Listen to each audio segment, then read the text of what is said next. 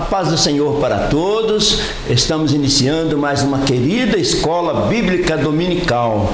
Hoje é a última escola do trimestre, então nós vamos fazer uma recapitulação de todas as lições que foram estudadas durante esse trimestre. Vamos revisar, vamos refletir e vamos aprender um pouquinho mais. Foi excelente estudar sobre o livro de Marcos. Aprendemos muito sobre o Jesus, sempre servindo, mas servindo com excelência. E para que Deus abençoe este estudo, nós vamos fazer uma breve oração. Querido Deus, nós te pedimos que abençoe a ministração da Tua Palavra. Abençoe, Senhor, a cada ouvinte que está, Senhor, sintonizado nesta escola para buscar um aprendizado maior com o Senhor. Seja conosco durante essa ministração, em nome de Jesus. Então, queridos, hoje é o nosso encerramento do trimestre. Nós aqui da AD Brasil vamos fazer uma passagem pelas 12 lições que estudamos anteriormente e depois nós vamos estudar a lição do dia, que é a lição número 13. Estamos aqui estudando o Evangelho de Marcos, ou seja, o Jesus do Evangelho de Marcos. Então, na lição número 1, nós estudamos Marcos e o seu Evangelho. A lição número 1 procurou apresentar um pouquinho sobre a história do Marcos e isso nos chamou muito a atenção. Marcos apresenta em toda a Bíblia como um grande cooperador. Ele foi cooperador de Pedro, ele foi cooperador de Paulo, ele foi cooperador de Barnabé e foi cooperador da sua própria mãe, Maria, a mãe de Marcos, onde a igreja funcionava. Então, se Marcos estivesse viajando, ele estava na obra de Deus. Se ele estivesse em casa, ele estava na obra de Deus. Mesmo que ele tenha voltado na primeira viagem missionária, ele estava sempre envolvido com as coisas de Deus. Então, o Evangelho de Marcos. Existem 4 evangelistas que escreveram sobre Marcos. Mateus disse: Jesus é o Messias, é o Rei. João disse: ele é o Filho de Deus. Lucas diz: ele é o Filho do Homem. E Marcos diz: ele é o servo de Deus. 3 meses nós estudamos Jesus servindo a Deus com excelência. Então, o texto áureo para a lição número 1 foi este: só Lucas está comigo. Toma Marcos e traze-o contigo, porque me é muito útil para o ministério. Paulo agora está no final da sua carreira em Roma e ele reconhece que o Marco é muito útil, apesar de que na segunda viagem missionária ele não permitiu que o Marcos fosse, mas ele foi com Barnabé e assim ele tornou-se muito útil no reino de Deus. E o próprio Paulo diz: traz-me o Marcos, porque ele é muito útil. Isso é que nós vamos aprender durante esta lição. Então, Marcos, uma segunda chance, coisa maravilhosa. Ele teve uma segunda chance de dedicar ao reino de Deus. Graças a Deus que nós servimos a um Deus que está sempre nos dando uma segunda chance para servi-lo.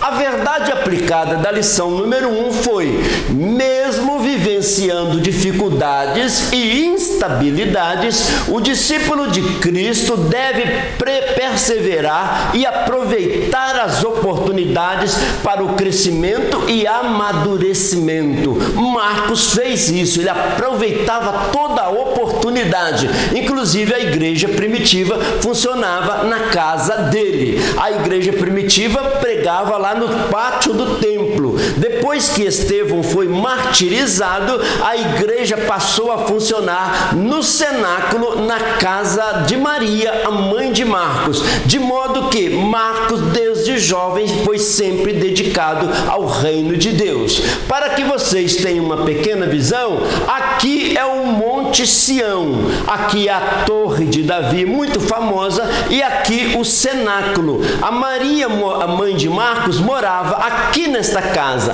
E no alto da casa, por cima da casa, tinha um cenáculo. E aqui aconteceram coisas maravilhosas. Ela tinha uma casa aqui bem no alto de Jerusalém, no Monte Sião. Para ter uma visão mais de perto, hoje uma Jerusalém moderna, nós vemos o cenáculo aqui, onde aconteceram coisas maravilhosas, a Torre de Davi, aqui está a casa de Pilatos, onde Jesus foi julgado. Então, a Jerusalém antiga manteve intacta onde está. Agora, cresceu uma Jerusalém por fora das muralhas, moderna, uma cidade de primeiro mundo. Então, aqui está o cenáculo, onde aconteceu a última Páscoa de Jesus, onde aconteceu o Pentecostes e onde nasceu a igreja para o mundo inteiro que chegou até nós. Vendo mais de perto o cenáculo, é mesmo assim. Maria e Marcos moravam, não se fala do esposo dela, possivelmente ela já fosse viúva. E Marcos trabalhava com a sua mãe e morava nesta casa. Em cima estava o cenáculo, um lugar muito amplo que cabia suficiente pessoas para fazer a última Páscoa e também os 120 para guardar a descida do Espírito Santo. Este é o cenáculo. Olhando por dentro, nós temos uma visão melhor do cenáculo. Em cima da casa de Maria, no segundo piso. Era um lugar suficiente para... Veja que as construções bem antigas são as mesmas do mesmo lugar. E Deus preservou para que hoje nós olhássemos estas figuras, nós olhássemos essas fotografias e aumentássemos a nossa fé e crescêssemos mais na palavra de Deus. Aqui aconteceu coisas lindas e maravilhosas, no cenáculo. Então, na lição número 2, a atenção do autor já voltou para o coração do servo, já voltou a atenção para Jesus atuando como servo. Era assim fascinante, a gente olhar para Jesus, rei e ao mesmo tempo servo. Ele conseguia conciliar essas coisas, não deixava de ser rei, mas agia como um servo. Um grande ensinamento para nós, um coração de servo. Jesus agia com o coração. Jesus, um modelo de liderança ensinado por Jesus Cristo. Ele agiu para que a ação dele fosse um ensino para nós. O líder servo pensa assim: meu objetivo supremo é o melhor interesse dos meus liderados. Jesus pensava muito nos seus liderados, voltava atenção para eles. Obtenho satisfação pessoal ao observar o seu crescimento e desenvolvimento. Então Jesus tinha o coração voltado para a multidão e também tinha alegria quando via que eles cresciam, que eles entendiam a verdade.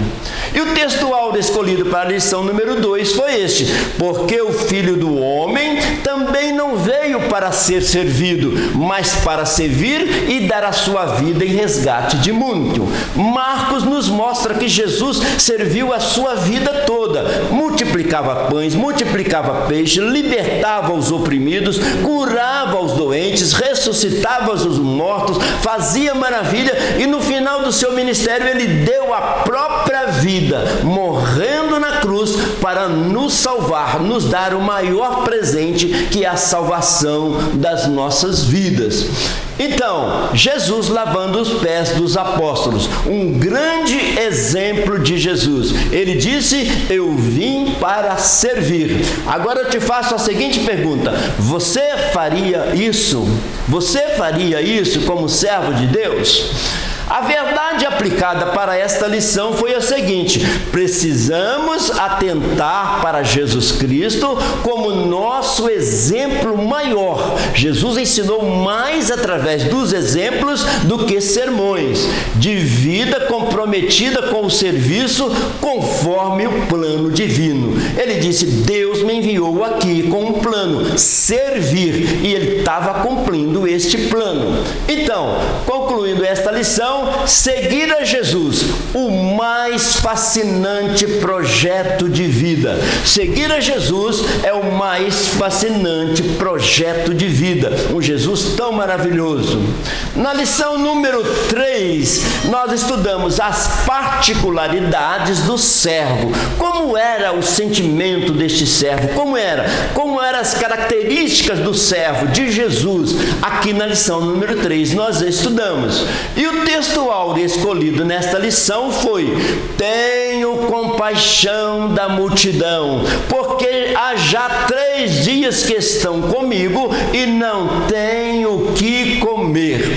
Porque Jesus multiplicou pães e peixes, não é para mostrar que ele era grande, mas era porque ele tinha compaixão da multidão. Porque Jesus cura, porque ele tem compaixão da multidão. Porque Jesus liberta, porque ele tem compaixão da multidão. Porque Jesus salva e deu a vida dele no Calvário, por compaixão à humanidade. Isso foi uma característica muito forte de Jesus. Então, na multiplicação dos pães e dos peixes, foi compaixão puríssima para que aquela multidão fosse alimentada. Então, a verdade aplicada para esta lição foi a seguinte: como discípulo de Cristo, precisamos também, no poder do Espírito Santo, testemunhar com palavras, ações, que são aspectos do caráter de Cristo. Qual era o caráter de Cristo? Em ação e em palavras, ele estava testificando de Deus e agindo com compaixão. De tudo que Jesus fez por nós, o maior milagre e a maior bênção é essa: nunca esqueça o quanto Jesus ama você. Jesus tem te abençoado com bênçãos materiais, com bênçãos em várias áreas na sua vida, mas a maior bênção é essa: nunca se esqueça o quanto Jesus ama você. Na próxima lição, número 4, o tema da lição foi esse: o servo que age com excelência. Ele, agindo como servo, ele não fazia de qualquer maneira ou de qualquer forma. Tudo que Jesus colocava as mãos para fazer, ele fazia com excelência, com destaque, com uma confiança de que ele estava fazendo o melhor em favor da humanidade. Então, a lição número 4 vai exaltar e reconhecer a excelência de Cristo. Então, a excelência da pessoa e da obra de Cristo. Olhando para Jesus e ouvindo e vendo Jesus, já era algo excelente. Agora, vendo Jesus trabalhar, era muito mais excelente ainda. Então, Jesus foi excelente no exemplo e foi excelente nas suas obras. E o texto áureo escolhido para esta lição foi: e ele lhe disse: filha, a tua fé te salvou, vai em paz e ser curada do teu mal. Esta frase quem ouviu foi a mulher que sofria de um fluxo de sangue, no meio de uma multidão que estava esbarrando, realmente aglomerando em volta de Jesus. Uma mulher é tocada e Jesus sentiu que dele saiu virtude de uma maneira excelente e ela foi tocada. E no meio daquela multidão de pessoas, Jesus deu atenção para ela e disse: mulher, vai em paz, vai em paz e ser curada deste mal. Ela foi curada da enfermidade, do mal psicológico, porque havia uma discriminação pelo que ela passava, e Jesus trouxe para ela uma grande alegria. Ela disse: se tão somente eu tocar na orla dos teus vestidos. Ela não pediu uma entrevista com Jesus, um particular com Jesus, mas ela venceu a multidão e tocou na orla dos vestidos. Por esta figura dá a entender que ela deve ter ido arrastando por baixo, perante os pés da multidão, para que tocasse na orla dos vestidos, e Jesus viu que saiu virtude e elogiou esta mulher, porque ele trabalha com excelência.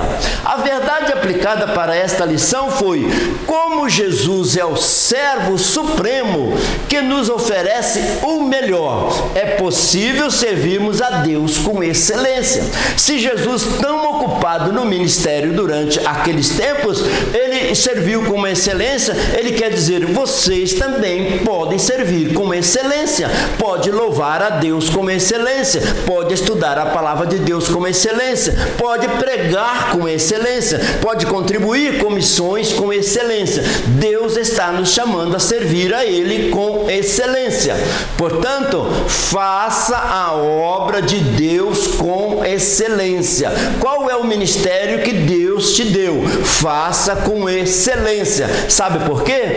A excelência honra a Deus e abençoa as pessoas. A excelência honra a Deus e abençoa as pessoas. Na próxima lição, número 5, nós estudamos o servo e as multidões. Então, até agora, nós estamos centralizando a nossa atenção na pessoa de Jesus, na como eram as suas particularidades, a sua maneira de agir, a sua excelência em agir. Mas quando chega na lição número 5, nós voltamos a nossa atenção, quem era o seu auditório, quem era a sua plateia, quem eram aquelas multidões que seguiam Jesus. E nós vamos entender que era uma multidão muito diversificada, mas Jesus trabalhou com essa multidão com excelência, cuidou de cada caso no meio daquela multidão de uma maneira excelente.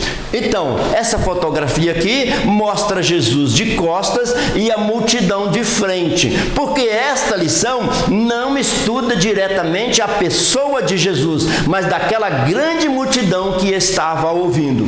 Quem está no meio dessa multidão?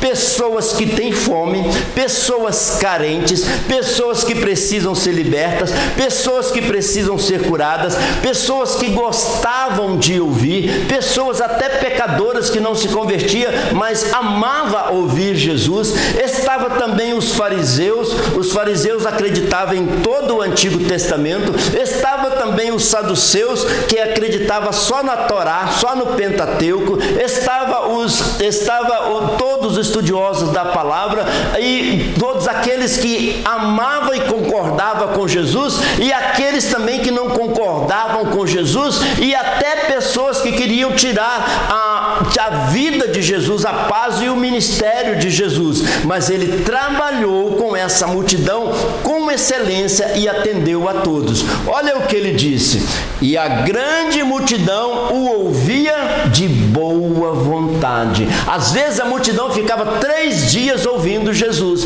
e não é que todos concordassem com Jesus, mas Jesus pregava com uma autoridade, com uma unção que atraía as multidões. Nem precisava de fazer divulgação que Jesus estava ali, porque a multidão chegava, e cada um com seu pensamento, com a sua maneira de ser, ele trabalhou com a multidão, sempre trabalhando com uma multidão. Nós vemos muitas vezes Jesus sentado ministrando. Naquela época o mestre ministrava assentado. Hoje não é assim como ele fazia, mas ele trabalhava junto à natureza e pregava sentado. Era assim que o mestre ensinava naquela época. A verdade aplicada para esta lição foi como Jesus, seus discípulos devem lidar com as multidões, com compaixão, discernimento e atenção.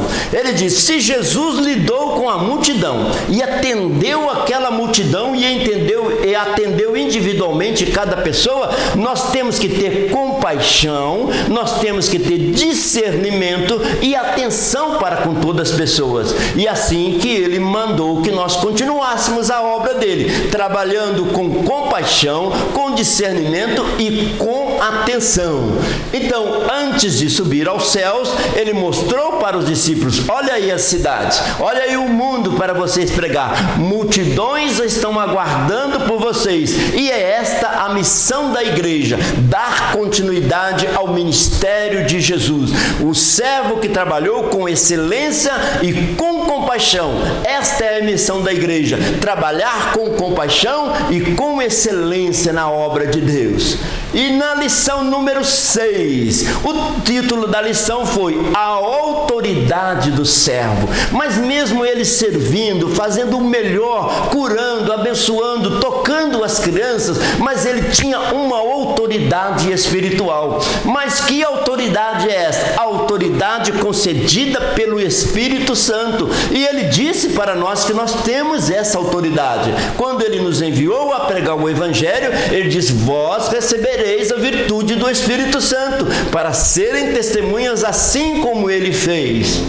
Então, lição número 6, a autoridade do servo.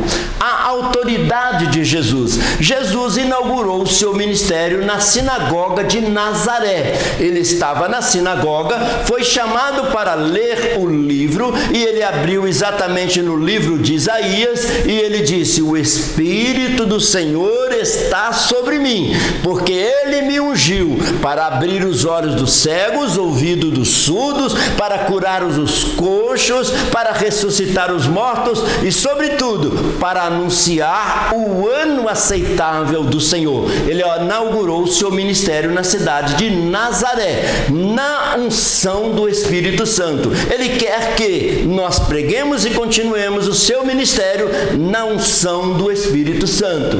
O texto áureo escolhido para esta lição foi: e sentiram um grande temor e diziam uns aos outros: mas quem é este que até o vento e o mar lhe obedecem? Os discípulos estavam convivendo com Jesus já há quase 3 anos, mas ainda não conhecia Jesus na sua essência, conheciam muito pouco sobre Jesus. E quando ele repreende o vento, repreende o mar e traz aquela bonança, aquela calmaria, mas eles começaram a perguntar um para o outro: quem é este? Imagina uma pessoa seguindo Jesus já há quase 3 anos, mas não conhecia Jesus. E Jesus então revelou para eles quem era a pessoa de Jesus.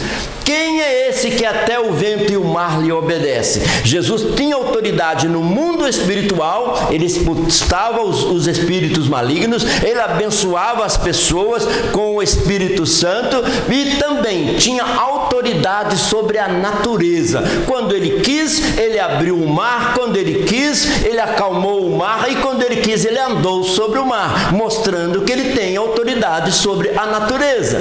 Assim, estas vezes que ele acalmou o mar, traz um ensinamento muito grande para nós. Lembrar que Jesus acalmou a tempestade pelo menos 2 vezes. Isso quer dizer que Jesus acalma as tempestades. Você está lendo: mas ele acalmou aquela tempestade. E Deus está dizendo para você hoje: ele acalma as tempestades da sua vida. Ele continua acalmando tempestades. Isso é muito importante, e essa lição deixou bem claro que Jesus não acalma a tempestade, mas Jesus acalma as tempestades. E no Mar da Galileia, uma grande lagoa que tinha 22 quilômetros de comprimento e 12 de largura, soprava um vento muito forte, era normal acontecer tempestades no Mar da Galileia. E Jesus morava aqui em Cafarnaum, porque daqui ele se deslocava de barco para um lado, para outro, facilitava a expansão do seu ministério. Muitas vezes ele andava a pé por todo o território, mas muitas vezes ele usava o barco como meio de comunicação para que ele chegasse lá na terra dos Gadarenos, para que ele chegasse em Tiberíades, para que ele pregasse o Evangelho. Ele fez a base do seu ministério aqui em Cafarnaum, e Jesus acalmou tempestades ali. E o mesmo Jesus disse: eu sou o mesmo ontem, hoje e eternamente, e ele acalma tempestades da vida. A verdade aplicada foi esta: a revelação acerca da autoridade de Jesus Cristo registrada nos Evangelhos. Então vamos falar hoje sobre a autoridade de Jesus. Deve produzir em nós confiança e impulsionar-nos no cumprimento da missão evangelizadora. Quando nós entendemos que Jesus tem toda a autoridade, isso nos impulsiona a pregar o Evangelho, nos impulsiona a orar pelos enfermos, sabendo que Ele que vai curar. Impulsiona-nos a pregar, porque é Ele que vai fazer o efeito da palavra agir naquelas vidas que estão nos ouvindo. O poder, a autoridade está em Jesus. Ele nos concede a missão e vai conosco até cumprir a missão. Então é importante uma coisa hoje, no dia de hoje: você definitivamente precisa crer que Deus ainda cura nos dias de hoje. Quando começamos a ler os milagres de Jesus, a gente parece que está estudando milagres que aconteceram há 2000 anos atrás e que não podem acontecer hoje, mas você definitivamente precisa crer que o mesmo Jesus continua operando hoje. A próxima lição, que foi a lição número 7, tinha como título, e tem como título, A Fé no Senhor, o Evangelho dos Milagres. Agora nós estamos falando até esse presente momento de um grande Jesus operando milagres com excelência, mas para ver esta excelência, nós precisamos de usar uma pequena coisa muitíssimo importante: a fé no Senhor, a fé que remove montanhas. Então, milagres de Jesus. Milagres de Jesus. Aí estudamos sobre os milagres de Jesus, que há 2000 anos, há mais de 2000 anos, aconteceu isso, aconteceu aquilo. Milagres de Jesus. Mas os milagres de Jesus, eles continuam em construção. Continua fazendo Jesus milagre do mesmo jeito que ele fazia, operando maravilha. Um lembrete para todos nós nesta manhã é: Jesus continua operando, os milagres dele continuam em construção. E o textual escolhido para esta lição foi: por isso vos digo, que tudo o que pedirdes, orando, crede que o recebereis e tê-los eis. Então, qual é a base de receber as bênçãos do Senhor? Exercitar a fé, pregar com a fé, crer que o Senhor, ele está presente, agindo de uma maneira maravilhosa. Sem fé é impossível agradar a Deus. Você deve estar interrogando: como que eu posso agradar a Deus? Sem fé é impossível agradar a Deus. Se você tem fé em Deus, já está agradando a Deus, pois a quem dele se aproxima precisa crer que ele existe e que recompensa aqueles que o buscam. Jesus existe e recompensam quem ele busca. Ninguém volta de mãos vazias, se eu creio e chego a ele com fé. A verdade aplicada desta lição nos diz o seguinte: na vivência dos problemas e das adversidades da vida, perseveraremos na fé cristocêntrica. Então, tem adversidade, tem tanta coisa neste mundo que nós temos que enfrentar e passar, mas nós vamos perseverar numa fé tendo Cristo no centro da nossa fé. Ele é aquele que age com excelência. Sabe por quê? Jesus salva, Jesus cura e Jesus liberta. Não está escrito que Jesus salvou, curou ou libertou. Jesus salva, cura e liberta. É uma ação contínua até a volta de Jesus. A próxima lição, número 8, teve como título: o mestre por excelência que se fez servo. Agora, Jesus é um mestre por excelência na maneira de ensinar, mas mesmo ensinando, ele agia como servo. Se ele era um mestre por excelência, por que ele não dedicou somente na excelência de ministrar e de ensinar? Ele deixa o ensino e passa a dedicar como servo a ensinar através de obras, não só discursos e sermões. O textuário desta lição foi: e chamando outra vez a multidão, disse-lhe: ouvi-me vós todos e compreendei. Agora Jesus é que chama a multidão. Primeiro, precisa de ouvir. Quem que Jesus chamou? Todos. Jesus não deixou ninguém de fora. Ouvir todos. Agora, não é só ouvir, precisa compreender, entender as mensagens de Jesus. Por isso ele pregava por parábolas, anunciando as verdades que ele ensinava ali no meio da multidão. Então Jesus era sempre cercado, aglomerado de pessoas com várias vários semblantes para ouvir a voz de Jesus, voltando a atenção para a voz de Jesus, crianças, jovens, adolescentes, para aprender com Jesus. Jesus ensinou com excelência. A verdade aplicada para esta lição foi: é fundamental que as verdades e os princípios dos ensinamentos de Jesus dirijam todas as áreas da vida dos discípulos de Cristo. É fundamental que essas verdades dirijam a nossa vida espiritual, a nossa vida material, a nossa vida psicológica, a nossa vida sentimental. É importante que os princípios de Jesus dirijam as nossas vidas. Agora pensa bem no Jesus cercado de multidões de pessoas, mas mesmo assim ele tinha tempo para dedicar às crianças. Ele tinha tempo para voltar no meio daquela multidão enorme para crianças, porque ele também valorizava e valoriza o departamento infantil. Volta a sua atenção para as crianças. Tanto é que ele disse: deixai vir a mim as criancinhas, porque é delas o reino dos céus.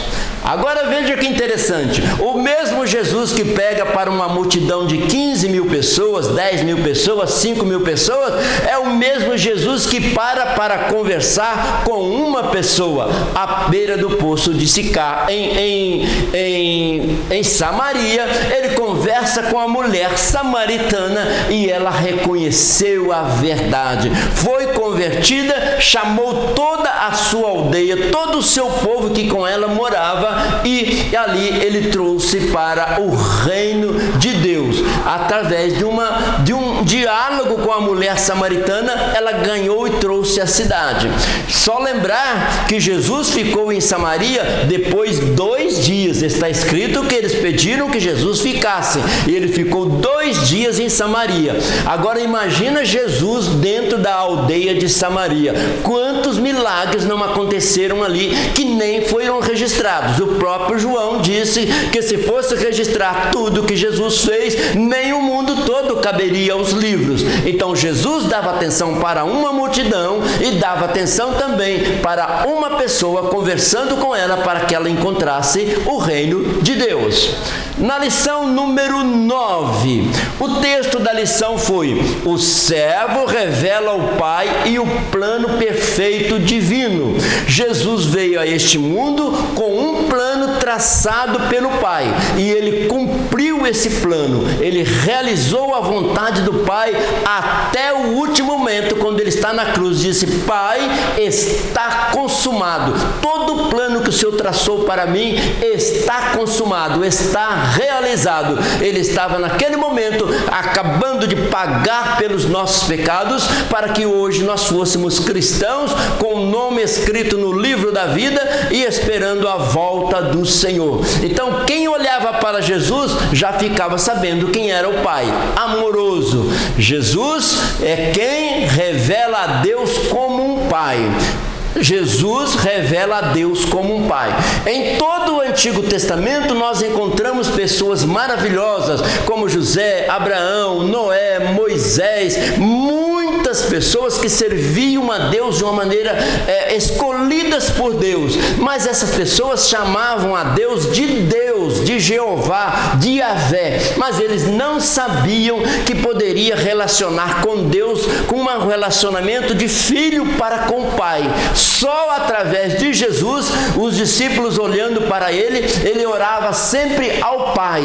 Vocês precisam de aprender isso, relacionar com Deus, um relacionamento de filho para com o Pai, porque Deus relaciona com vocês de um relacionamento de pai para com filho. Isso nós viemos aprender no Novo Testamento com a pessoa maravilhosa de Jesus Cristo, porque em todo o Antigo Testamento não se fala do relacionamento de filho para com o Pai. Deus é muito mais. Deus é Deus e Deus é Pai que compreende as nossas necessidades. Então Jesus disse naquela época: eu e o Pai somos um. Ele já começou a relacionar com o Pai, chamando-o de Pai. E isso era para que os discípulos entendessem esse mistério, entendessem esse relacionamento bonito que ele estava revelando para eles. O textual escolhido para esta lição foi: e ele lhes disse, mas vós quem dizeis que eu sou? E respondendo Pedro lhe disse, tu és o Cristo. Então é muito importante esta revelação. Jesus perguntou primeiro, o que diz a multidão que eu sou? Aí eles disseram, um diz é um profeta, cada um diz uma coisa, mas ele voltou para os 12, e vocês que estão me seguindo, o que dizem que eu sou? Aí Pedro disse, tu és o Messias, o ungido de Deus, o Cristo, aquele que haveria de vir ao mundo. Aí Pedro teve essa revelação pelo Espírito Santo. Então, quem é Jesus para você? É muito importante você relacionar e pensar em Jesus. Quem é Jesus para você? O relacionamento que vai aumentando com Jesus Cristo, vai aumentando o nosso conhecimento a respeito da pessoa de Jesus Cristo. Então, a verdade aplicada dessa lição foi essa: os que estão em Cristo desfrutam de um relacionamento íntimo com Deus. Quem está em Cristo tem um relacionamento com Ele, tem liberdade de falar, contar para Ele os seus problemas, ouvir deles as orientações. E Jesus quer falar conosco todos os dias, todas as horas. E do conhecimento do seu plano e propósito. A gente começa a entender o plano de Deus que Ele tem para com as nossas vidas. Não só o plano para toda a humanidade, mas também o plano individual para cada um. O plano para com a humanidade é abençoar a humanidade e salvar a humanidade do mundo do pecado. Então, era necessário conhecer quem é Jesus. Então, quem é Jesus para você? Para o cego, Jesus é a luz. Para o faminto, Jesus é o pão. Para o sedento, Jesus é a água da vida. Para o enfermo, Jesus é a cura. Para o morto, Jesus é a vida. Para o prisioneiro, Jesus é a liberdade. Para o solitário, Jesus é o amigo. Para o mentiroso, Jesus é a verdade. Para o viajante, Jesus é o caminho. Para o sábio, Jesus é a própria sabedoria.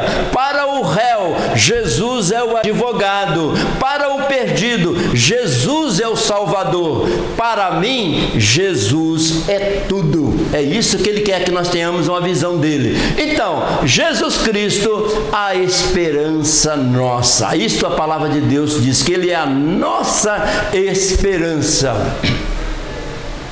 Na lição número 10, o título da lição traz o seguinte: a manifestação pública do servo em Jerusalém. Até agora nós estamos estudando Jesus trabalhando no meio da multidão, mas não revelando ainda como Messias. Agora ele faz a entrada triunfal em Jerusalém e revela que ele é o Messias. O textual escolhido foi este aqui: bendito o reino do nosso pai Davi, que vem em nome do Senhor, hosana nas alturas. Jesus entra em Jerusalém e a multidão começa a clamar, hosana nas alturas.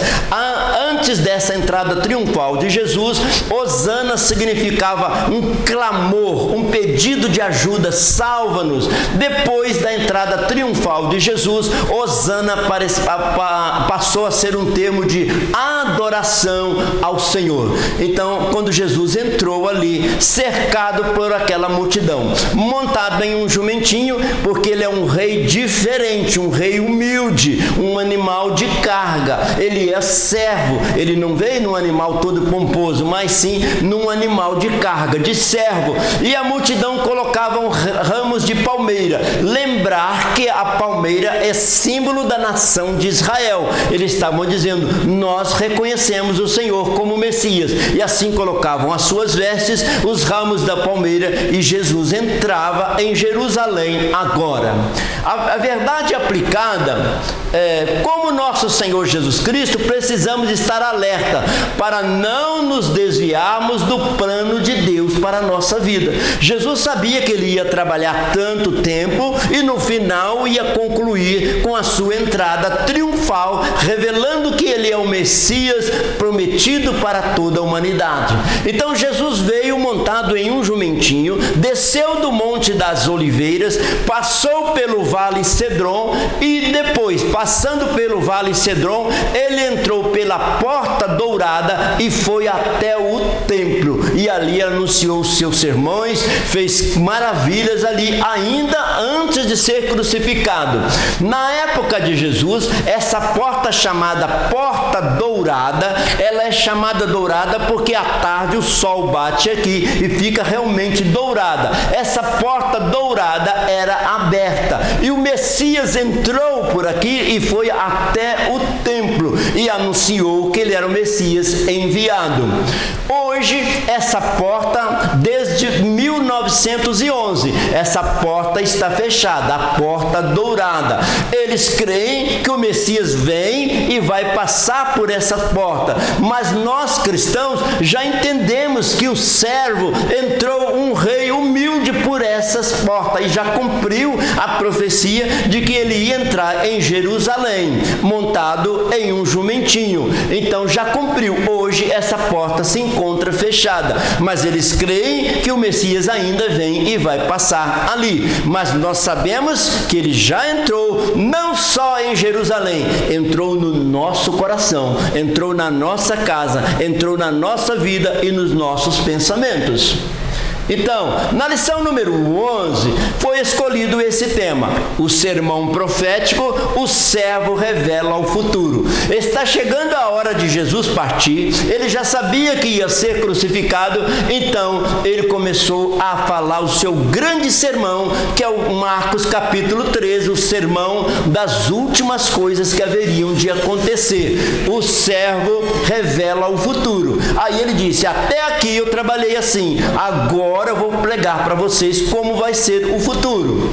O textual escolhido para essa lição não poderia ser outro senão Marcos 13, o princípio das dores. Aí a palavra de Deus diz, Jesus falando, passará o céu e a terra, mas as minhas palavras não passarão. As palavras de Jesus não passam sem primeiro que elas aconteçam e faz o que lhe apraz. Então, Jesus falou isso aí. Por exemplo, Jesus profetizou que o templo ia ser derrubado e no ano 70 depois de Cristo foi derrubado. Para quê? Para que eles voltassem a atenção para o Deus do templo, não para o templo, para as pedras, voltasse para o Deus vivo que era dono daquele templo. E Jesus profetizou coisas futuras que hão de acontecer, guerras, terremotos, muitas coisas apocalípticas que vão acontecer no futuro. Marcos escreveu o que Jesus disse. Então, passará os céus e a terra, mas as minhas palavras não passarão. A verdade aplicada desta lição é: todo cristão passa a ser vigilante, orando, perseverando, cumprindo a missão, pois breve Jesus voltará. Era isso que ele queria deixar bem claro para os discípulos. Então, preparados para a volta de Cristo, estando sempre preparado, porque a qualquer momento ele vai voltar. Então, na lição número 12, o título da lição foi O Sofrimento do Servo, Sua Morte e Ressurreição. Jesus dedicou toda a sua vida servindo as pessoas, agora ele vai oferecer a própria vida para que as pessoas fossem salvas. Então, nós vamos falar da sua morte e principalmente da sua ressurreição. Ele não ficou no túmulo. Nós somos a igreja do túmulo vazio. O nosso Deus está vivo e andando no nosso meio.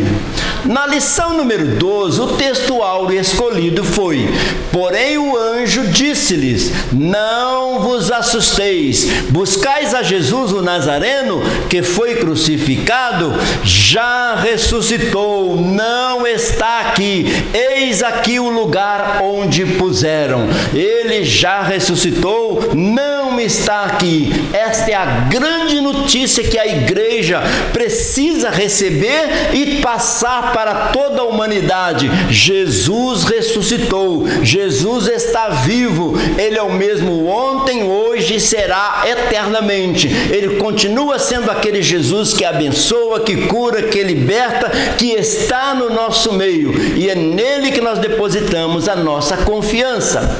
Quando as mulheres olharam para o túmulo, ele estava vazio, mas na cabeceira do túmulo tinha um anjo, e aos pés do túmulo tinha outro anjo, e eles estavam ali guardando o lugar onde Jesus estava. Assim como na arca que ficava lá no templo, um querubim e outro querubim em cima da arca, protegendo a santidade de Deus.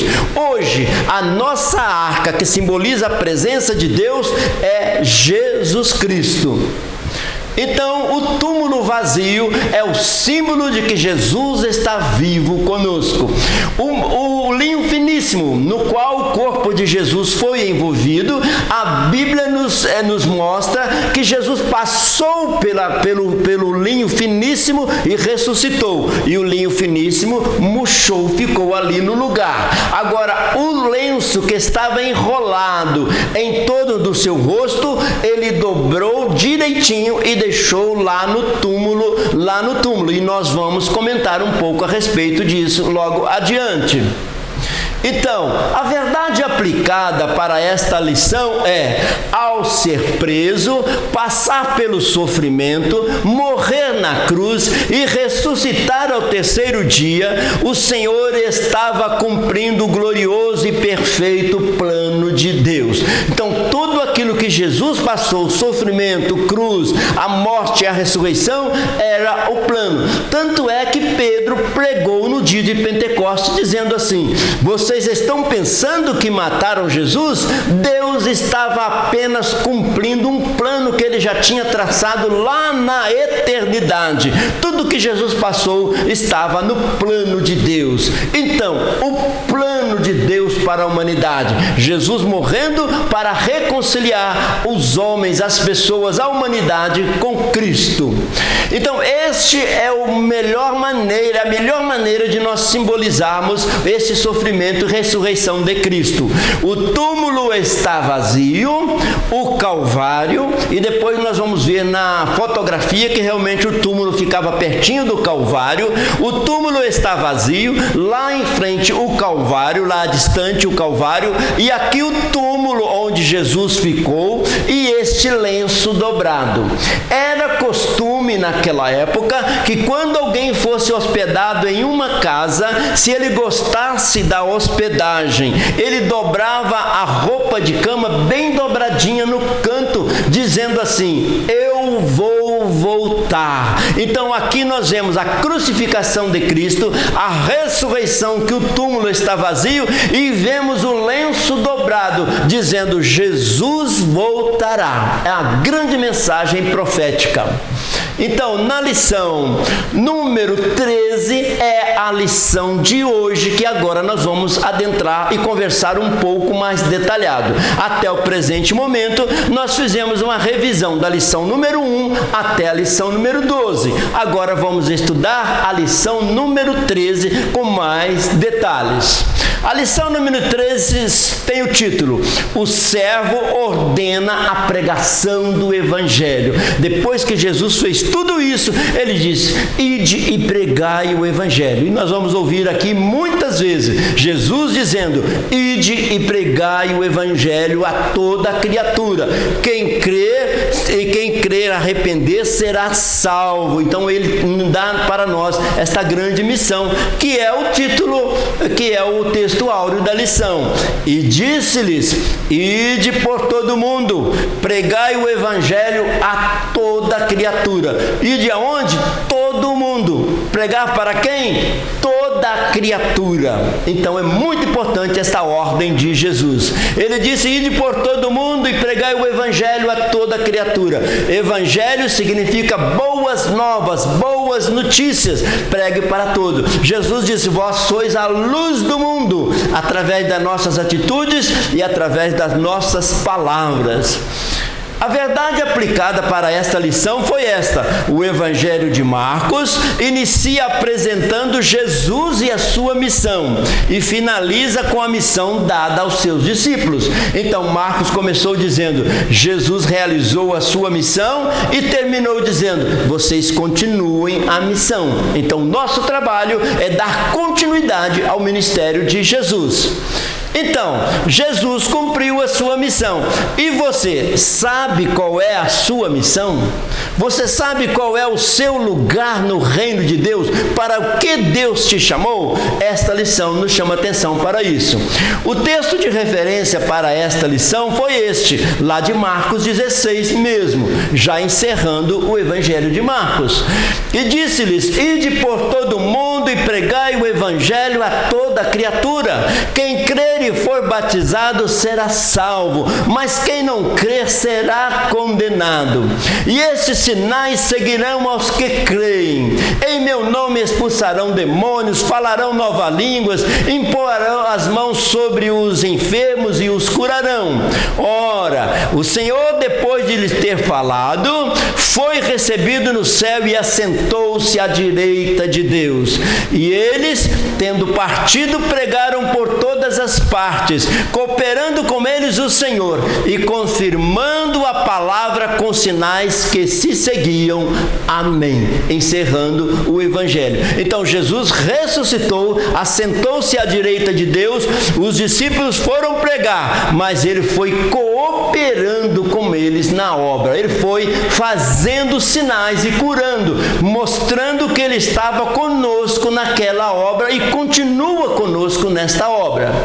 A introdução desta lição diz o seguinte: a atmosfera desta lição nos fará ver a proeminência das verdades e dos resultados contidos na grande comissão e nos permitirá ver nossa responsabilidade e urgência de cumprir essa ordem do servo. Então, quando chegamos em Marcos 16, Jesus nos dá uma ordem, diz que irá conosco, e nós vemos que precisamos pregar essas verdades, ter esta responsabilidade de pregar e saber que é urgente, porque a qualquer momento Jesus voltará.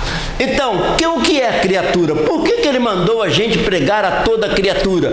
Todas as pessoas que vivem no mundo acham que são filhos de Deus, mas ele diz: ide pregai-o a toda criatura, que Deus criou a sua imagem e semelhança. Mas o ser humano pecou e ficou apenas criatura, não filho de Deus. Aí João vai explicar para nós: todos quantos o receberam, Deus deu-lhe o poder de ser chamado filho de Deus. Todos são criaturas. Os que convertem passam a ser filhos de Deus. É esta lição que estamos estudando. Portanto, precisamos pregar. Tópico 1. Missões, um projeto do coração de Deus. Lá na eternidade, Deus já planejou enviar Jesus e depois a igreja dá continuidade à obra de Jesus. Está no plano de Deus. O servo Jesus confiou aos seus discípulos a honrosa tarefa de proclamar a toda criatura a boa nova de salvação. Evangelho significa boa notícia, e ele deu essa missão para nós. Todo ser humano precisa saber que há reconciliação com Deus por intermédio de Jesus Cristo. E Jesus disse: eu sou o caminho que leva ao Pai. Entre Deus e o homem só há um intermediador, Jesus Cristo. Quem quer ir para o céu, quem quer vir a Deus, tem que passar por Jesus Cristo, aceitar o que ele fez na cruz do Calvário por nós. Então, 2 Coríntios: de sorte que somos embaixadores da parte de Cristo. Cada cristão, aonde ele estiver, ele é um embaixador de Cristo, como se Deus por nós rogasse: rogamo-vos, pois, da parte de Cristo, que vos reconcilieis com Deus. Deus está sempre certo no seu lugar, nós é que temos que nos reconciliar reconciliar com Deus. Foi o ser humano, a humanidade que pecou. Agora nós vamos nos reconciliar com Deus. Portanto, os cristãos são embaixadores de Cristo. Aonde você estiver, Jesus diz: pregai a toda criatura em todo o mundo. Então somos embaixadores de Cristo. O conteúdo das boas novas ou do Evangelho foi ansiosamente esperado ao longo do tempo. Havia profecias que o Messias havia de vir. Havia uma esperança de que um dia havia o Messias de vir. E chegou a hora que ele veio. Até mesmo os anjos anseiam observar mais atentamente. Até os anjos querem entender este plano da salvação. Mas ao ser humano foi dada a capacidade de entender, de se converter e de pregar, porque o ser humano passou pela humanidade, pela vida humana. O anjo viveu nas regiões celestiais. O ser humano tem mais capacidade de entender o plano da salvação, se arrepender e depois pregar para outras pessoas, uma atividade que não foi dada aos anjos, só aos seres humanos.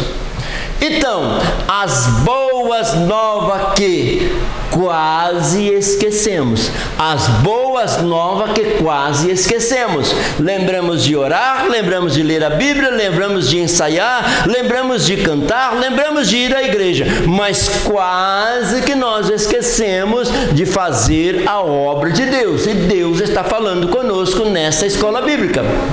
A Bíblia diz assim: da qual salvação inquiriram e trataram diligentemente os profetas. Os profetas já falavam que ia haver um Salvador, que profetizaram da graça que vos foi dada, indagando o tempo que o Espírito de Cristo que estava neles indicava, anteriormente testificando. Olha, os profetas já diziam os sofrimentos que a Cristo havia de vir. Isaías 53 já mostra o sofrimento de Jesus. Salmo 22 fala do sofrimento de Jesus e a glória que se lhe havia de seguir. Ia sofrer, morrer pela humanidade, mas ressuscitar. Foi sepultado como um cordeiro e ressuscitado como um leão, o leão da tribo de Judá, todo-poderoso, aos quais foi revelado para nós e vos foram anunciada por aqueles que pelo Espírito Santo enviado do céu vos pregaram o Evangelho,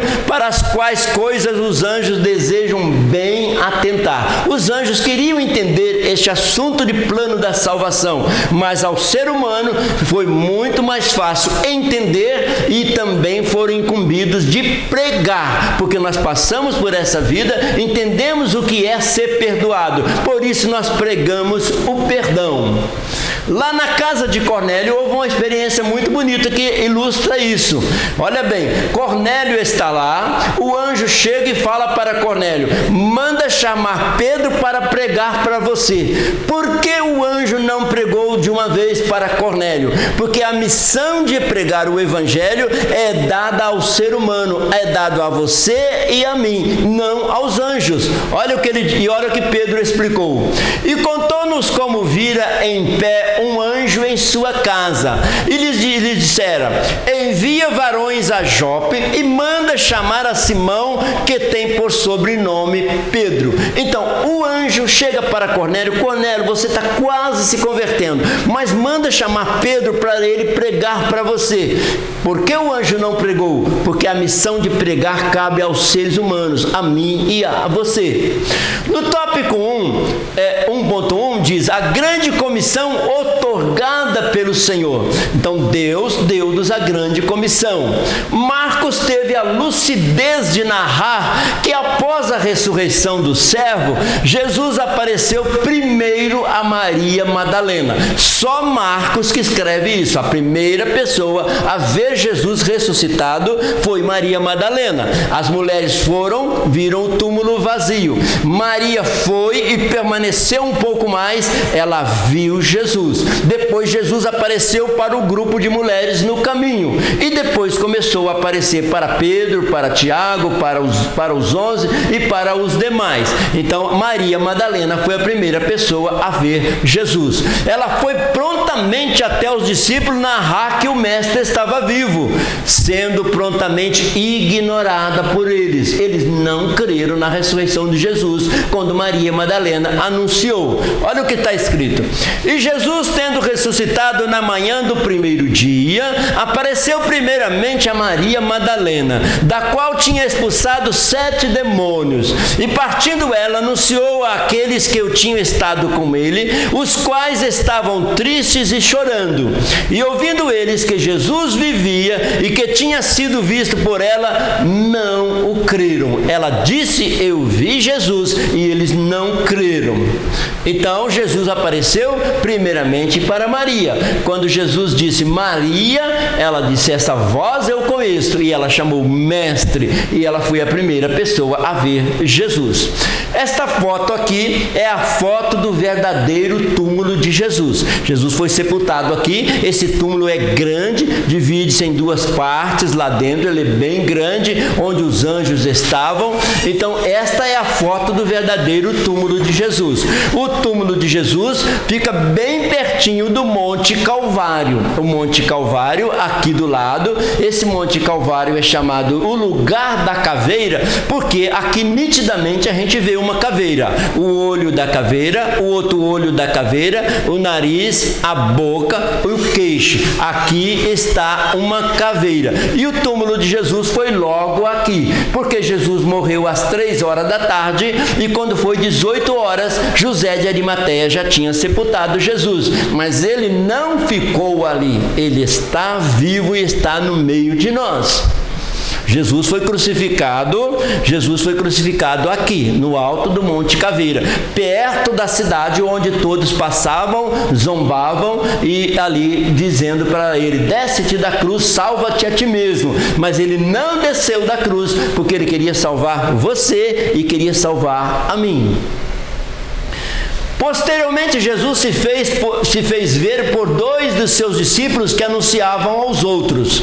Contudo, assim como havia feito com Maria Madalena, os ignoravam. Ele apareceu para os discípulos no caminho de Emaús. Aí eles voltaram e disseram para os discípulos: olha, Jesus ressuscitou, nós o vimos. Mas eles não creram. Olha o que diz a palavra do Senhor. E depois manifestou-se outra vez a 2 deles que iam de caminho para o campo, Emaús, e indo estes anunciaram aos outros, mas nem ainda estes creram. Houve uma dificuldade deles crerem. Então os discípulos no caminho de Emaús viram Jesus, e Jesus conversou muito com eles também. Por fim, o servo aparece aos 11 e os repreende por sua incredulidade. Jesus repreendeu porque eles não creram. Jesus já tinha dito que ia ressuscitar. E lhes dá uma ordenança que se estende até a igreja de hoje, até a igreja de Juiz de Fora. Essa ordem que ele deu para a igreja, que é de ir e pregar o evangelho a todos. Essa missão ele deu. Marcos 16:15, muito conhecido. Finalmente apareceu aos 11, estando eles assentados juntamente, e lançou-lhes em rosto a sua incredulidade e dureza de coração, por não haverem crido no que tinham visto Jesus ressuscitado. E disse-lhes: ide por todo o mundo e pregai o evangelho a toda criatura. Ide por todo o mundo e pregai o evangelho a toda criatura. Este ide de Jesus, no grego, ele dá a ideia de gerúndio. Indo, pregai o evangelho a toda criatura. Onde você estiver indo, pregue o evangelho a toda criatura. Dá uma ideia de contínua. Portanto, ide por todo mundo e pregai o evangelho a toda criatura. Mas como eu vou fazer isso, Jesus? Mas recebereis o poder quando o Espírito Santo descer sobre vós, e sereis minhas testemunhas tanto em Jerusalém como em toda a Judéia e Samaria e até os confins da terra. 1.2. O porquê do servo ter delegado essa missão a todos os discípulos? Por que Jesus deu essa missão para nós? No início das Escrituras, somos apresentados que Deus criou o homem à sua imagem e semelhança. Fomos criados à imagem e semelhança de Deus, devemos falar a respeito deste Deus. Olha o que diz em Gênesis: e disse Deus, façamos o homem à nossa imagem conforme a nossa semelhança. Nós temos algo de Deus dentro de nós, então é muito fácil nós voltarmos para Jesus, reconciliar com Ele, voltar a ter aquela comunhão com Deus e anunciar quem é este Deus. Portanto, você foi criado à imagem e semelhança de Deus. Temos toda a autoridade para falar deste Deus. Então, contudo, o homem pecou e se afastou de Deus. Neste sentido, o profeta Isaías diz: mas as vossas iniquidades fazem divisão entre vós e o vosso Deus, e os vossos pecados encobrem o seu rosto de vós, para que vos não ouça. O que separa o ser humano de Deus? O que impede o ser humano de falar com Deus? Os pecados, as falhas, por ter se distanciado de Deus. Por isso, por que as nossas orações são impedidas? Por causa das nossas falhas. Mas se aceitarmos Jesus como nosso Salvador, nós oramos ao Pai em nome de Jesus e Ele nos responde. Paulo diz que pelo fato de haver pecado, o homem recebeu a sentença sombria, a morte física e a morte espiritual. A morte física, muitos passam pela morte física, mas a morte espiritual é muito importante, porque aqueles que morrerem em Cristo ressuscitarão primeiro para estar com o Senhor. Então é muito importante zelarmos a nossa vida espiritual. Romanos 3:23 diz o seguinte: porque todos pecados e destruídos estão da glória de Deus. Todos afastaram e pecaram, precisam de reconciliar com Deus, precisa aceitar Jesus como Salvador. Sabe por quê? Deus é santo e o homem é pecador. O único que vai fazer essa ligação do ser humano com Deus, Jesus Cristo, que morreu na cruz do Calvário. Sabemos que o afastamento de Deus traz sofrimento e condenação.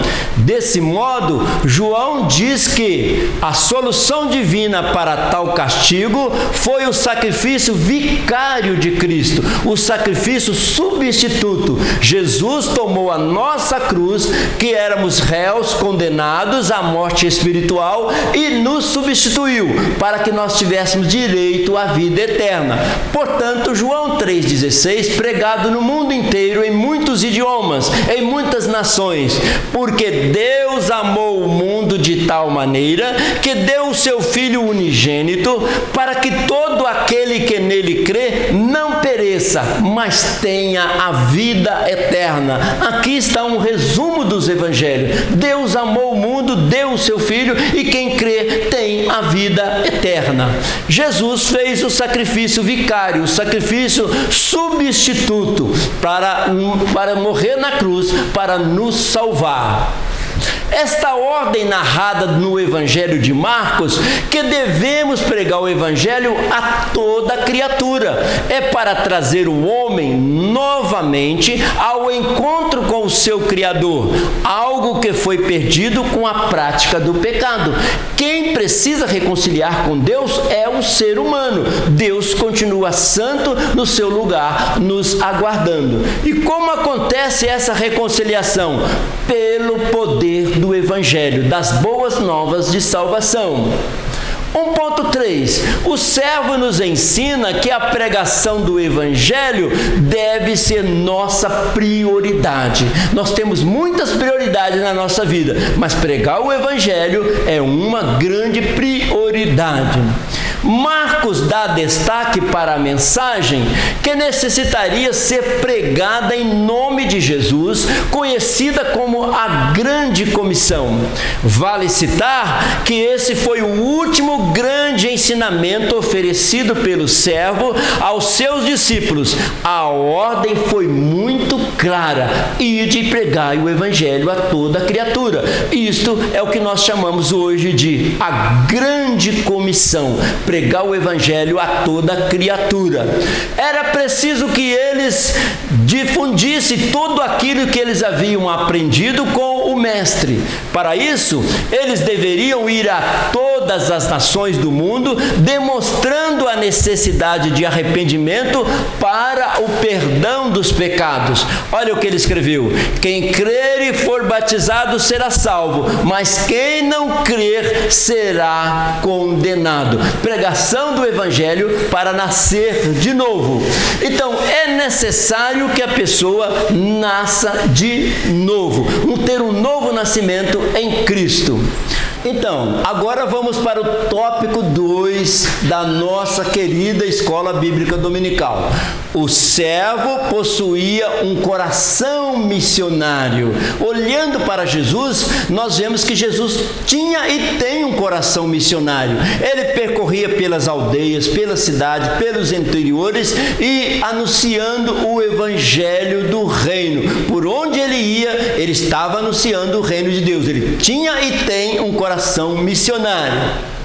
O exercício da missão dada pelo servo de ir por todo mundo e pregar o evangelho a toda criatura tem resultado ao longo dos anos na implantação de inúmeras igrejas locais. Então, vai se expandindo o número de igrejas, o número de pessoas se convertendo e a obra do Senhor vai aumentando.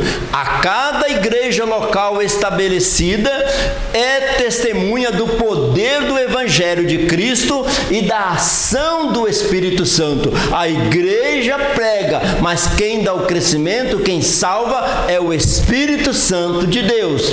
Esse é o chamado de todo crente até que o servo volte para a sua igreja. Vamos sempre pregar o evangelho para que as pessoas voltem a buscar a Deus na igreja. Então, todos precisam saber e você precisa falar. Todos precisam saber, mas você precisa falar.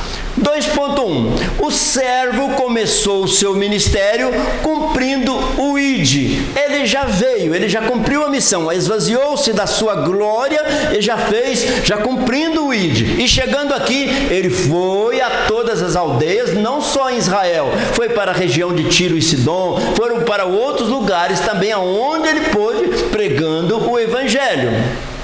A ocupação preferencial do servo foi ensinar a todos a respeito do reino de Deus. Ele ensinava com palavras e com obras, já estudamos isso. É preciso lembrar que as pessoas nos dias de Jesus esperavam ansiosamente por serem libertas da opressão romana e do fardo pesado posto pelos líderes judeus. Eles já esperavam uma libertação, mas eles não entendiam que a libertação que Jesus ia trazer era muito mais do que física, era uma libertação dos seus pecados, das suas dores, das suas enfermidades, e Jesus tinha algo muito maior para dar para eles. Jesus foi um Messias completo, um Messias que agiu em todas as áreas da nossa vida. Então, vim para anunciar o reino de Deus. Jesus desce dos céus para anunciar o reino de Deus. E ele começa no livro de Marcos dizendo: é chegado a vós o reino de Deus. O servo surge proclamando a essência das boas novas de Deus, dizendo sobre a necessidade que todos tinham de crer no Evangelho. Ele mostrava sempre: vocês precisam de crer no Evangelho. Era a continuação da pregação de João Batista, que tinha sido preso. Olha, João Batista dizia: está próximo o reino de Deus. Aí vem Jesus e diz: já é chegado a vós o reino de Deus. Olha o que diz em Marcos: e depois que João foi entregue à prisão, veio Jesus para a Galileia pregando o evangelho do reino de Deus, dizendo: o tempo está cumprido e o reino de Deus está próximo. Arrependei-vos e crede no evangelho. Arrependei-vos, uma vontade de mudar de vida, e crede no evangelho, nas promessas de Deus. o reino de Deus está dentro de vós. Quando Jesus pregava sobre o reino, eles perguntaram: onde está este reino? Ele disse: esse reino está dentro de você, é algo do coração.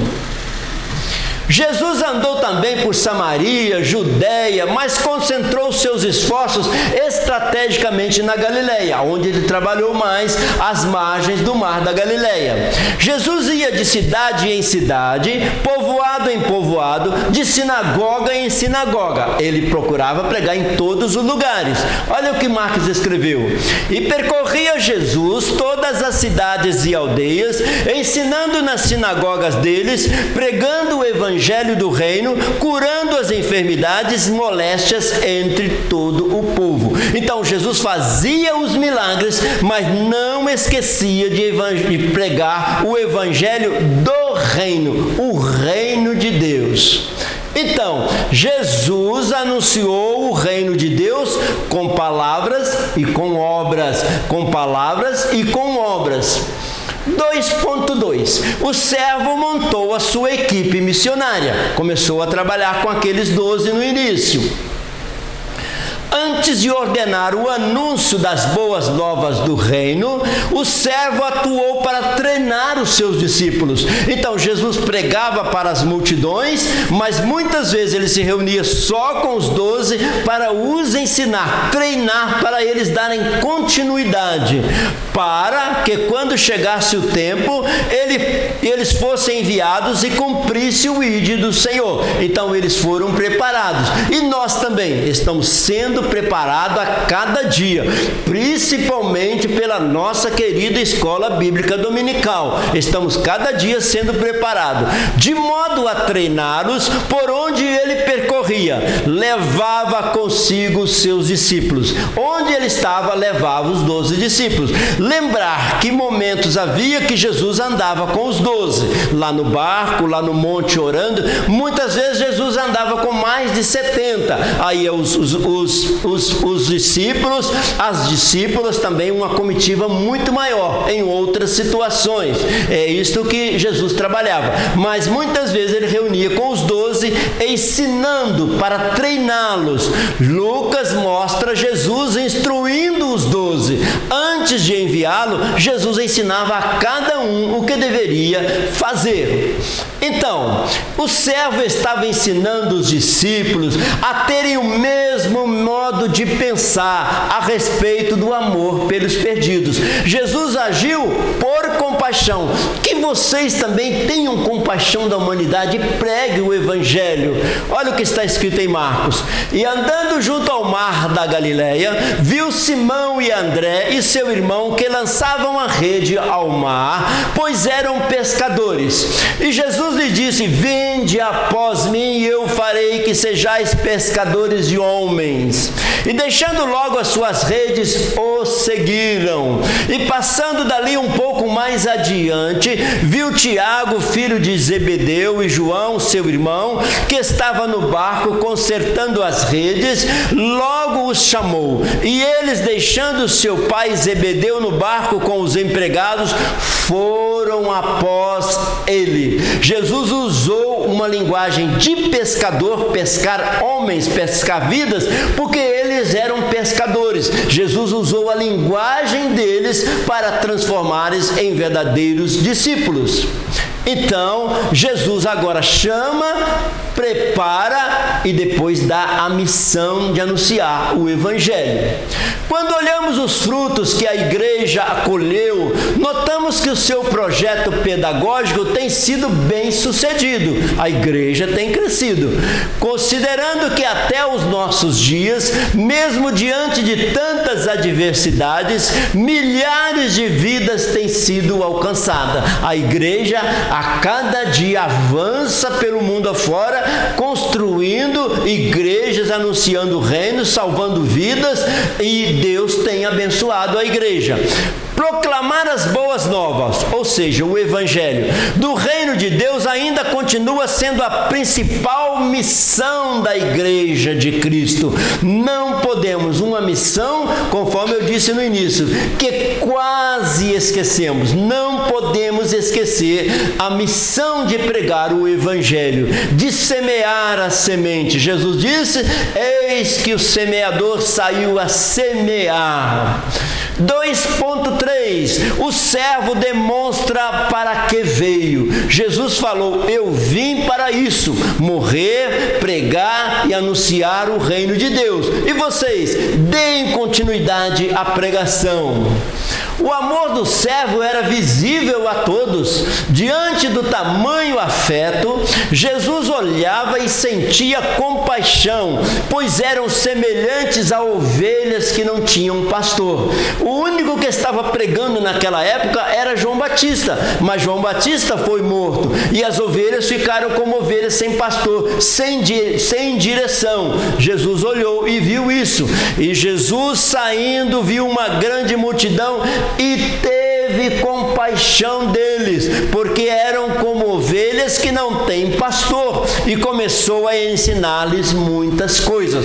Percebeu que Jesus sempre agiu com compaixão? Multiplicou pães e peixes por compaixão, pregou a palavra por compaixão, e ele disse: continue esta missão. Então as ovelhas, como quem não tem pastor, a ovelha sem direção, não sabe para onde ir, não tem o tosquiar da ovelha, porque se não tosquiar a ovelha, essa lã se esbarra na lama, continua tudo muito pesado. Se a lã vem sobre a cabeça, sobre os olhos, enxerga menos ainda. Então tem que dar direção, tem que haver o trato da ovelha, levar por bons pastos. E Jesus disse: eu sou o bom pastor. Por tamanho amor, o servo revela o motivo da sua vinda a este mundo: pregar o reino de Deus para a salvação dos perdidos.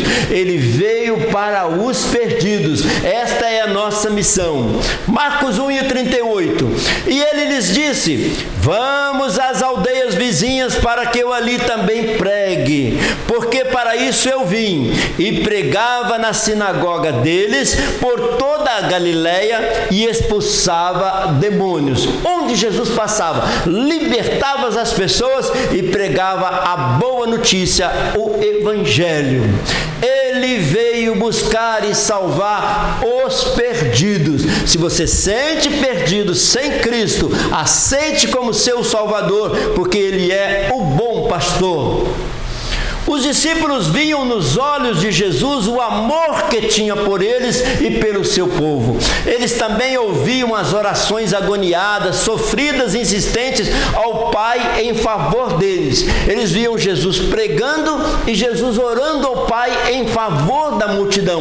Uma compaixão imensa.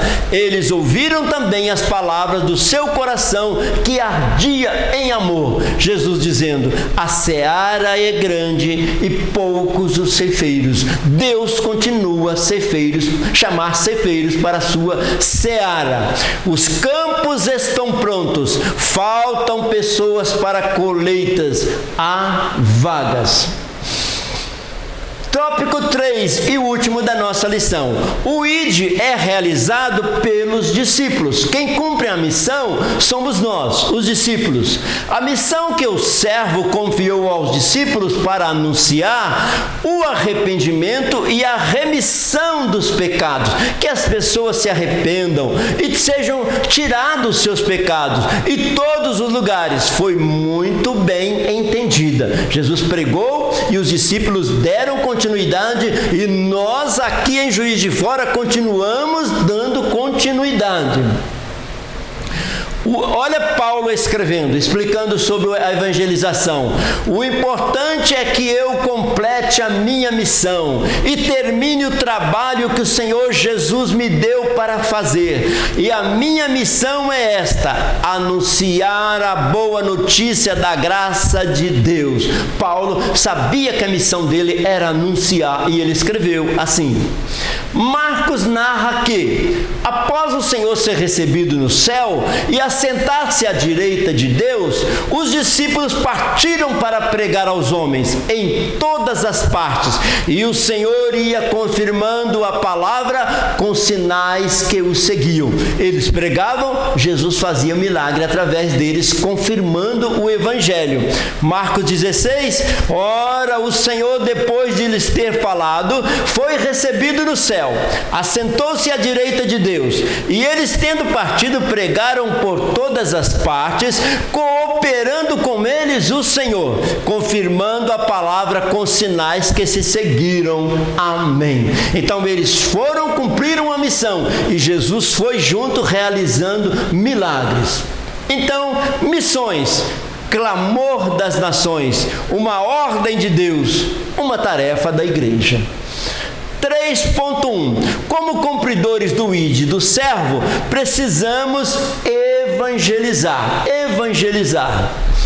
Possuímos a responsabilidade de evangelizarmos toda a criatura. O Senhor não nos mandou a realizar qualquer missão. Mandou-nos pregar o Evangelho para que o ser humano não seja condenado ao inferno. A única maneira de se livrar da condenação do inferno é crer no Evangelho, na salvação. Portanto, ele disse: ide por todo mundo e pregai o Evangelho a toda a criatura. Quem crer e for batizado será salvo, mas quem não crer será condenado. É a salvação através do Evangelho. Ide evangelizar, uma ordem de amor de Jesus. Não é uma ordem imperativa apenas, mas tem amor nessa ordem de Jesus. Para que a pessoa creia, é necessário que o Evangelho seja proclamado com fidelidade. Eu seja o primeiro a crer, praticar e depois pregar. Quando olhamos para o empenho do trabalho dos discípulos e presenciamos sua dedicação na solidificação das primeiras igrejas, compreendemos a seriedade de nos entregarmos ao trabalho de evangelização para o crescimento do reino de Deus. Quando vemos a história da igreja, o crescimento, sentimos-nos na responsabilidade. Nós somos a geração de hoje, de anunciar o Evangelho do Senhor. E ele continua dizendo: ide por todo mundo e pregai o Evangelho a toda criatura. 3.2.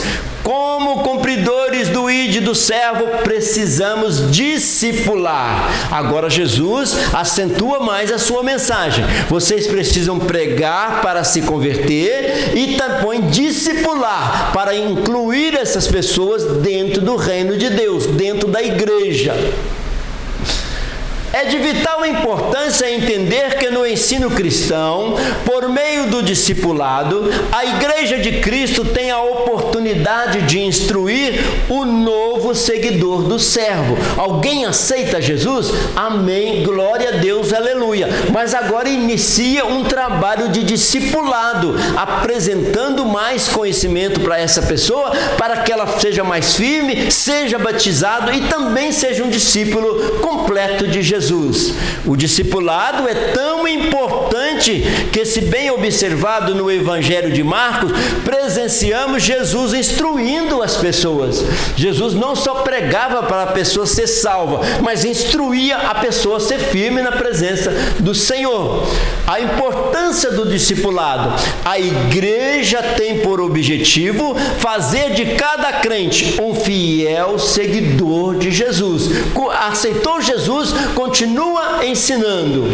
Então, Jesus instruiu o leproso, instruiu o paralítico, a mulher cananeia, o cego de Jericó. Jesus curava, mas instruía também. Então, evangelização, o ato de semear o evangelho. Discipulado, integração do novo crente. Essas duas fases que a igreja precisa fazer. Semear para se converter, discipular para firmar no caminho do Senhor. Então, assim seguindo o exemplo de Jesus, a igreja precisa no ensino cristão de uma visão multiplicadora, capacitando os novos crentes para fazer mais e mais discípulos para Cristo, cada dia mais, discipulando para que as pessoas firmem, não só se converta, mas venha até o batismo e cresça servindo ao Senhor. Então, a importância do discipulado para a igreja de hoje, é importante discipular hoje. 3.3. Como cumpridores do ID do servo, precisamos implantar novas igrejas. À medida que o evangelho vai sendo pregado nos bairros, na cidade, surge a necessidade de implantar igrejas onde eles estão, para que eles sejam evangelizados, sejam discipulados e tenham um lugar para congregar e servir ao Senhor. O servo sabia que para sermos obedientes à grande comissão, deveríamos ir onde ninguém havia ido. Onde ninguém havia ido. Tem lugar para ser evangelizado. Por isso Jesus estabeleceu a igreja e disse que as portas do inferno não prevaleceriam contra ela. Ele disse: edificarei a minha igreja e as portas do inferno não prevalecerão contra ela. Quem edificou a igreja foi Jesus. Jesus disse: edificarei a minha igreja e as portas do inferno não prevalecem contra ela. Podemos dizer que uma igreja local organizada, uma congregação, de acordo com os princípios bíblicos, possui uma grande importância na obra de evangelização, porque se edifica uma congregação num bairro e ela ensina os princípios bíblicos, já está cooperando com a implantação de igreja e salvação de almas. Ela envia missionário, abre ponto de pregação, realiza culto ao ar livre, treina os discipuladores e etc. Continua a obra de Deus que precisa ser expandida. As igrejas que crescem se importam e se envolvem com as pessoas. Uma igreja que tem um crescimento espiritual se importa com as pessoas e se envolve, trazendo para que elas firmem mais no reino de Deus. A história mostra que a expansão do ministério de Madureira, a qual nós servimos, se deu por sua visão missionária, enviando pregadores para desbravar novas igrejas por todo o Brasil e pelo mundo. A nossa igreja chama-se Igreja Assembleia de Deus Ministério de Madureira, porque a sede iniciou-se tudo num bairro chamado Madureira, na cidade do Rio de Janeiro.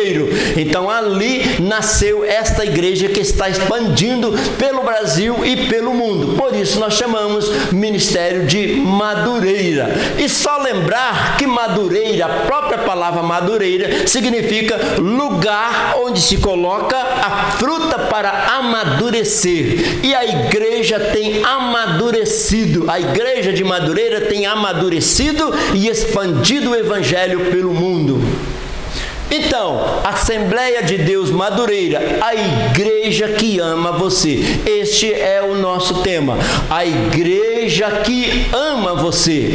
Foi fundada então no Ministério de Madureira, esta grande igreja que expandiu por todo este Brasil.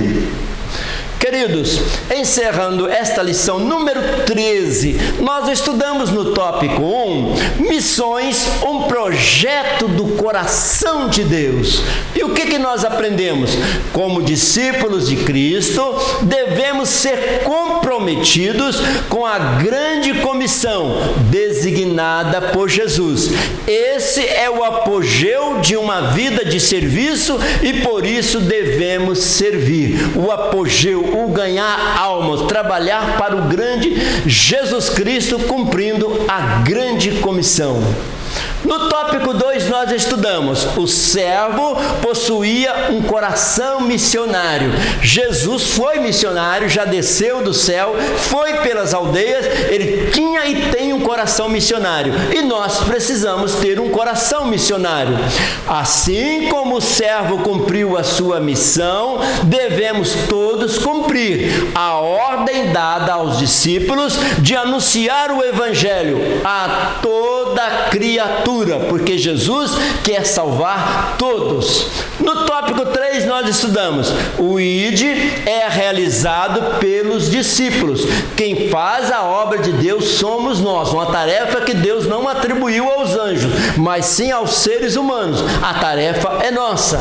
Aprendemos que a Igreja do Senhor tem a missão de ir fazer discípulos em todas as nações. Não se trata de uma sugestão, e sim de uma ordem clara do Senhor. Jesus não pediu que pregássemos o Evangelho ou sugeriu. Ele disse: ide e pregai o Evangelho a toda criatura.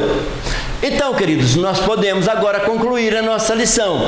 Concluindo o estudo do Evangelho de Marcos, aprendemos que Jesus Cristo ressuscitado não deixou uma missão, nos deixou uma missão que deve ser conhecida e cumprida, com responsabilidade e comprometimento, no poder do Espírito Santo. Anunciar o Evangelho para fazer discípulos até que Jesus venha. Então, antes de subir, ele conversou com os discípulos sobre a missão deles. E assim ele foi anunciando aos discípulos que pregasse o Evangelho. Enquanto ele subia, ele anunciou. Os anjos apareceram e disseram: esse mesmo Jesus vai voltar do mesmo jeito que vocês estão vendo. Enquanto Jesus dava a missão para a igreja. E Jesus foi dando a missão para a sua igreja e uma nuvem de glória o ocultou. Mas ele ficou agora somente na glória? Não, ele está no meio de nós. Olha ele dizendo: estou indo em direção à sua casa te abençoar. Você me aceita? O mesmo Jesus que subiu e está à direita de Deus está indo em direção à sua casa para te abençoar. Abra o coração e aceita o amor de Deus. Então, ide por todo mundo e pregai o Evangelho a toda criatura. O ide é uma ordem que indica uma ação contínua na presença do Senhor. Um trabalho irreversível, sempre anunciando o Evangelho de Deus. Portanto, ide e pregai. Isso Marcos deixou e encerrou o seu ministério, e nós encerramos também esse trimestre com essa grande mensagem: ide e pregai o Evangelho a toda criatura. Deus nos abençoe. Foi um trimestre abençoadíssimo que nós estamos relembrando essa rica mensagem de Jesus. No próximo trimestre, permitindo Deus, estaremos estudando sobre o livro de Gênesis, um livro maravilhoso de se estudar. O nosso tema será a segurança de viver pela fé nas promessas de Deus. EBD, vem. Deus abençoe a todos em nome de Jesus.